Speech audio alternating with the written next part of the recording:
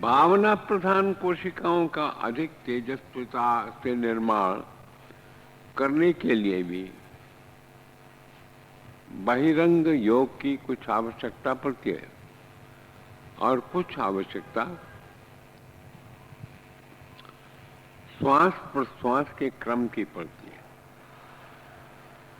जितना श्वास निकलने में समय लगता है और जितना श्वास लेने में समय लगता है, जिसे मैं कहता हूं प्राण को सम करना, यदि ये दोनों समय प्रायः एक से हो जाए,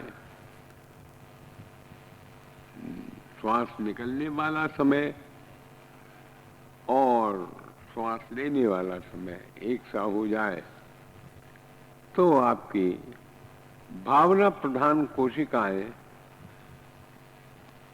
ऐसी चैतन्य हो जाएंगी जैसे कि वर्षा ऋतु में धूप की घास की कोपलें एकदम पानी पड़ते ही हरिया जाती हैं और आपका व्यक्तित्व एक अत्यंत भावना प्रधान व्यक्तित्व में विकसित।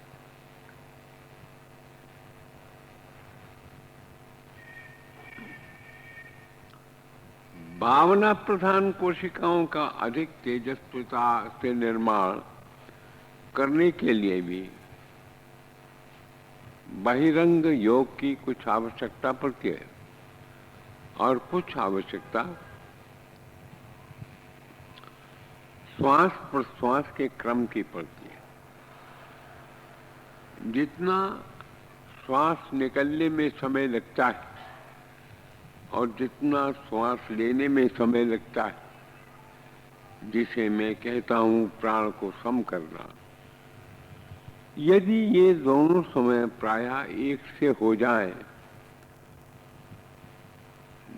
श्वास निकलने वाला समय और श्वास लेने वाला समय एक सा हो जाए, तो आपकी भावना प्रधान कोशिकाएं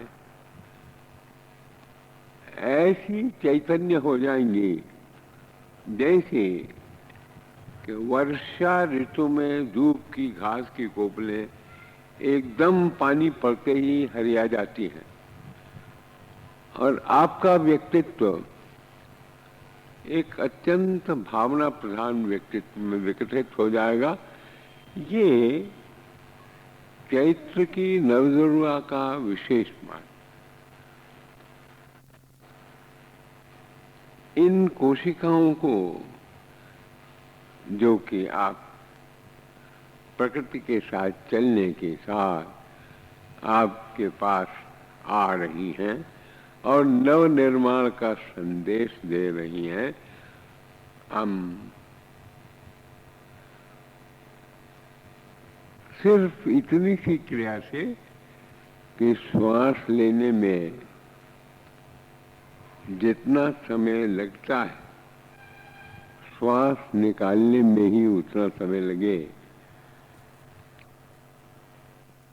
इसे जिसे मैं कहता था श्वास को सम करना, तो आप उन कोशिकाओं को समूहीकरण करने लगेंगे जो आपकी भावना प्रधान कोशिकाएं हैं।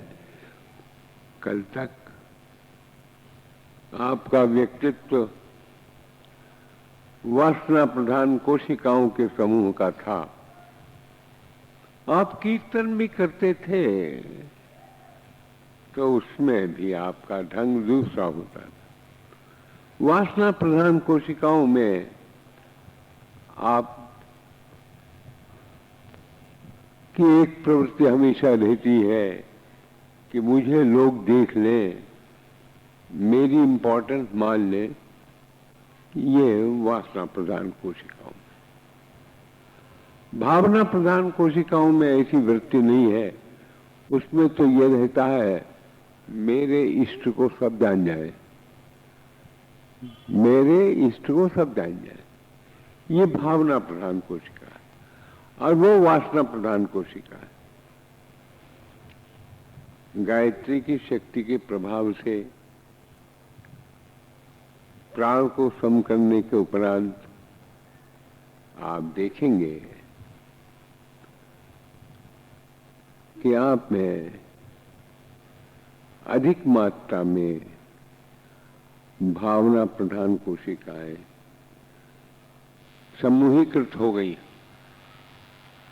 आज्ञा चक्र में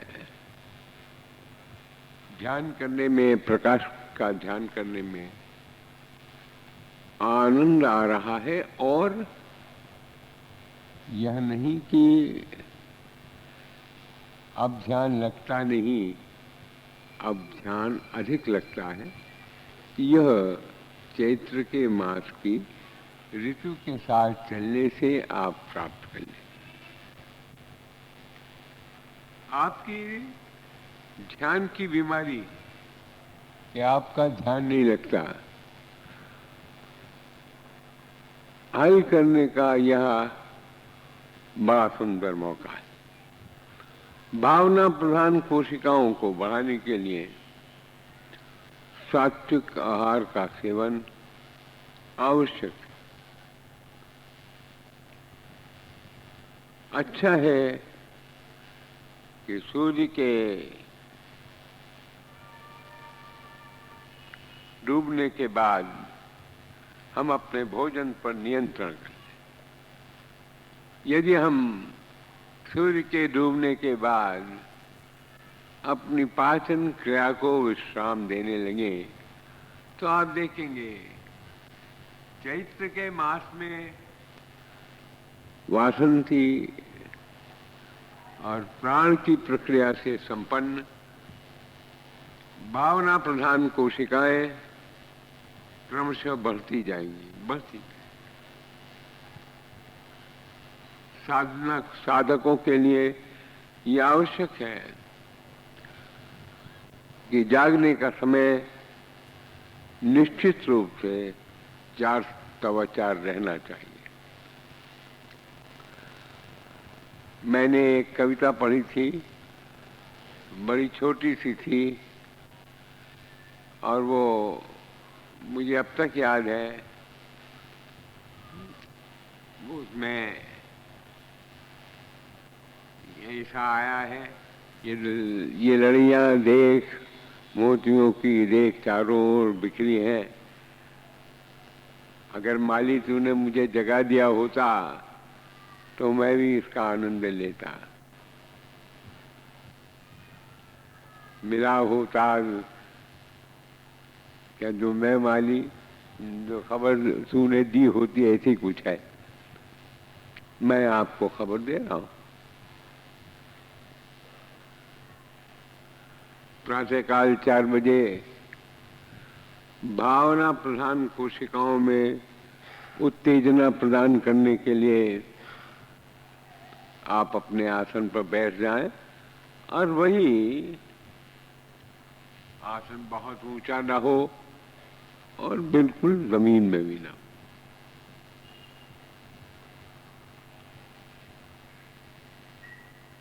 अच्छा है कि आसन दृढ़ हो, जम जाए, हिलता जुलता ना हो और कम से कम भूमि से 10 इंच से लेकर 12 इंच ऊंचा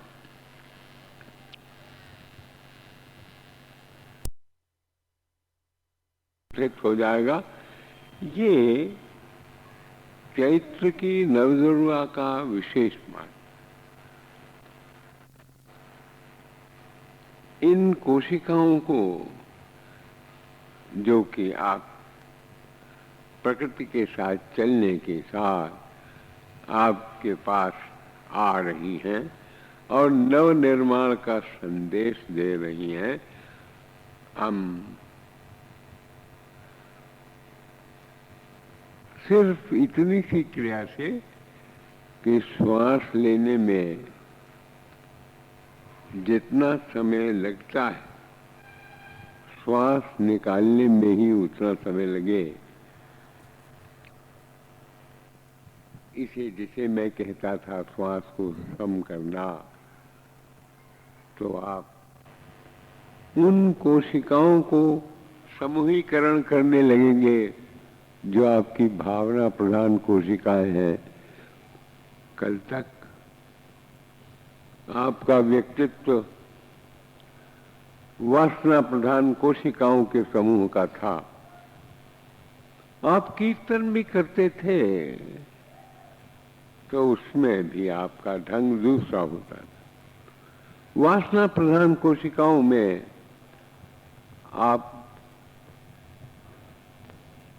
की एक प्रवृत्ति हमेशा रहती है कि मुझे लोग देख लें, मेरी इंपॉर्टेंस मान लें। ये वासना प्रधान कोशिकाओं में। भावना प्रधान कोशिकाओं में ऐसी वृत्ति नहीं है। उसमें तो ये रहता है मेरे इष्ट को सब जान जाए, मेरे इष्ट को सब जान जाए। ये भावना प्रधान कोशिका है और वो वासना प्रधान कोशिका है।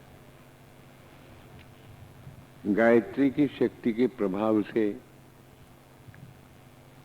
प्राण को सम करने के उपरांत आप देखेंगे कि आप में अधिक मात्रा में भावना प्रधान कोशिकाएं समूहीकृत हो गई। आज्ञा चक्र में ध्यान करने में, प्रकाश का ध्यान करने में आनंद आ रहा है। और यह नहीं कि अब ध्यान लगता नहीं, अब ध्यान अधिक लगता है। यह चैत्र के मास की ऋतु के साथ चलने से आप प्राप्त कर लें। आपकी ध्यान की बीमारी कि आपका ध्यान नहीं लगता, हल करने का यह बड़ा सुंदर मौका है। भावना प्रधान कोशिकाओं को बढ़ाने के लिए सात्विक आहार का सेवन आवश्यक है। अच्छा है कि सूर्य के डूबने के बाद हम अपने भोजन पर नियंत्रण करें। यदि हम सूर्य के डूबने के बाद अपनी पाचन क्रिया को विश्राम देने लगे तो आप देखेंगे चैत्र के मास में वासंती और प्राण की प्रक्रिया से संपन्न भावना प्रधान कोशिकाएं क्रमशः बढ़ती जाएंगी, बढ़ती। साधकों के लिए यह आवश्यक है कि जागने का समय निश्चित रूप से 4-4 रहना चाहिए।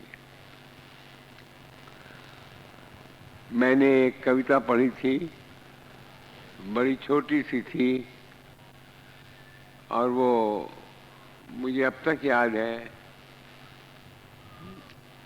उसमें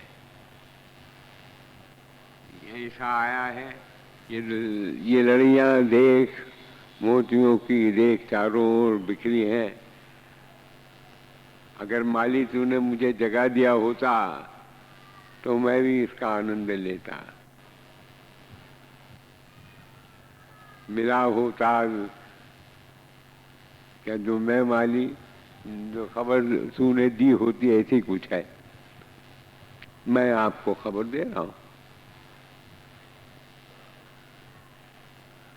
प्रातःकाल 4 बजे भावना प्रधान कोशिकाओं में उत्तेजना प्रदान करने के लिए आप अपने आसन पर बैठ जाएं और वही आसन बहुत ऊंचा ना हो और बिल्कुल जमीन में भी ना हो।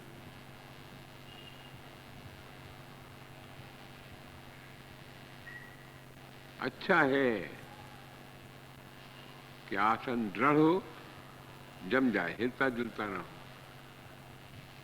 और कम से कम भूमि से 10 इंच से लेकर 12 इंच ऊंचा।